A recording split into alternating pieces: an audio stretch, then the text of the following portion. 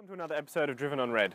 Today we're going to be having a look at the Mazda 3. This is the Touring Edition. It's a 2-litre petrol engine and it's about the middle of the range in terms of the Mazda 3 market.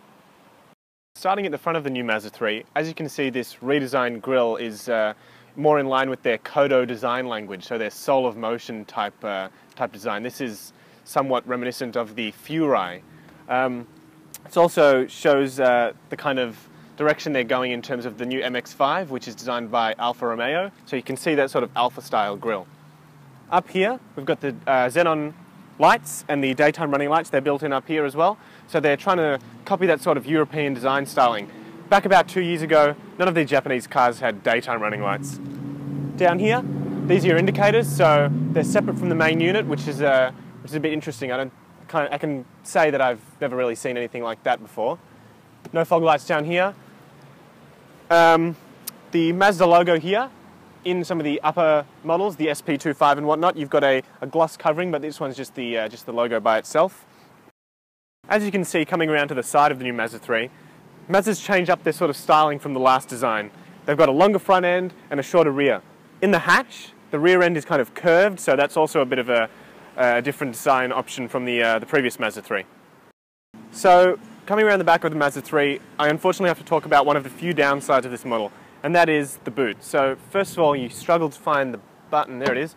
So once you get it open, it only opens about half of the way. So if you're carrying shopping and you're opening it with your fob, it doesn't open all the way. It's a bit of a pain. So once you get it all the way open though, you're greeted with a nice large boot. It's long as well, so it's a bit forgiving in that regard.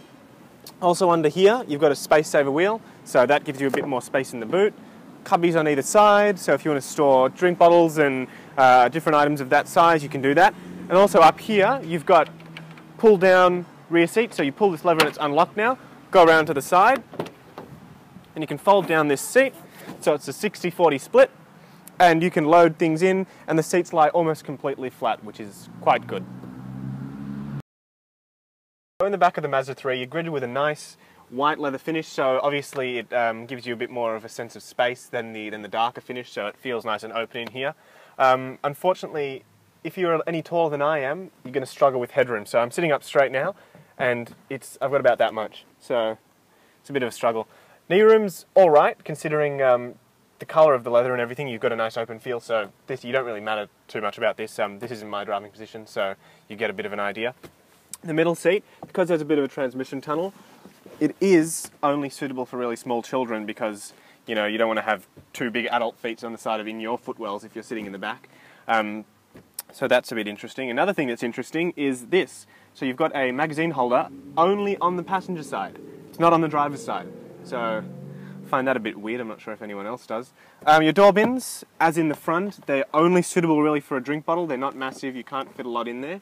And also, you don't have any vents for climate control back here in the centre area where the driver's armrest is. You don't have any controls for climate, you don't have any charging facilities, but it's nice and clean, and the simple design kind of accents the car. You're joining me in the front of the new Mazda 3. This one's got the plush white leather interior with the black accents, so that's quite nice in terms of the Japanese car market. You don't often see things like that.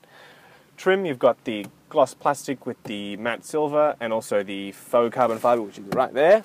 It's also on the steering wheel.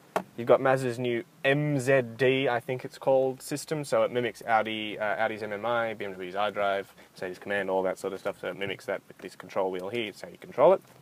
Got a few inputs as well for the system, so you've got CD down here, inputs for your telephone, so put your telephone up here, plug all that in, SD card, couple of USB ports and whatnot, so that's where that plugs in there. Cubby spaces, got cup holders, cubby space here, water bottles on the side here, and a nice soft open glove box as well, so to store larger items. And last of all, cubby spaces, sunglass holder, so that's nice as well if you want to put your sunglasses up there.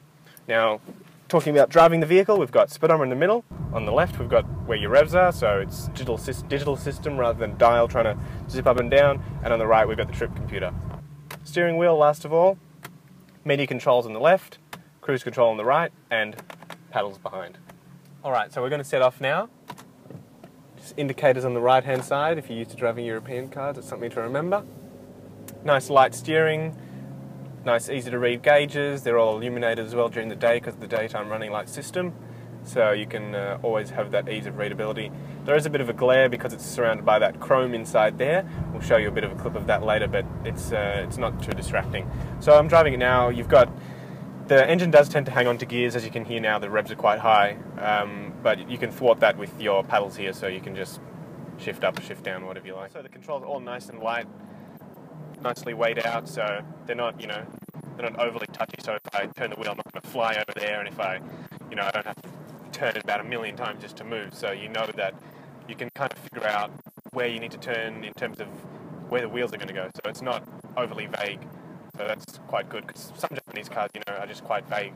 But not the Mazda 3, obviously. So you've got start-stop technology in this one as well. So if I pull over stop at the lights, or pull over on the side of the road, put the car in park as well, it'll turn off the car.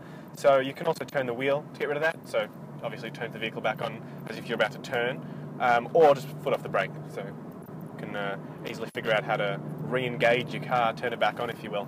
There's also a button down here that says stop off. Push that and it'll turn the system off entirely. The controls are all nicely lit up. That's because of the daytime running light system. As with most European cars now, Mazda's incorporated. It's nicely lit up, as I said. You've got a bit of a chrome ring around the dials, so it helps visibility, especially with the white dials, because white has been singled out as one of the hardest to see in terms of fatigue. As BMW uses their orange, Audi uses their red, so white's probably one of the more interesting choices in terms of Mazda. Navigation's been turned on as well, so you can see the layout. It's not a Google Earth system, so you don't have the satellite images and everything, but it gets the job done, tells you where to go nicely. Speed limit's also up there, so you know how fast you're supposed to be going. I'm going a bit slowly, obviously, because we've got a bit of a slow car in front of us, so I'm not going to try and push it. The gearbox seems to hold on to gears a bit longer than you would have thought, but you can pull the paddles and change her up, so it's obviously an easy way to get around that. Going around little roundabouts, and obviously big roundabouts, especially in town, little ones, you can really turn in quite nicely, and it's got a nice feel. You can feel where the wheels are. It's not vague at all, and you got a little bit of power.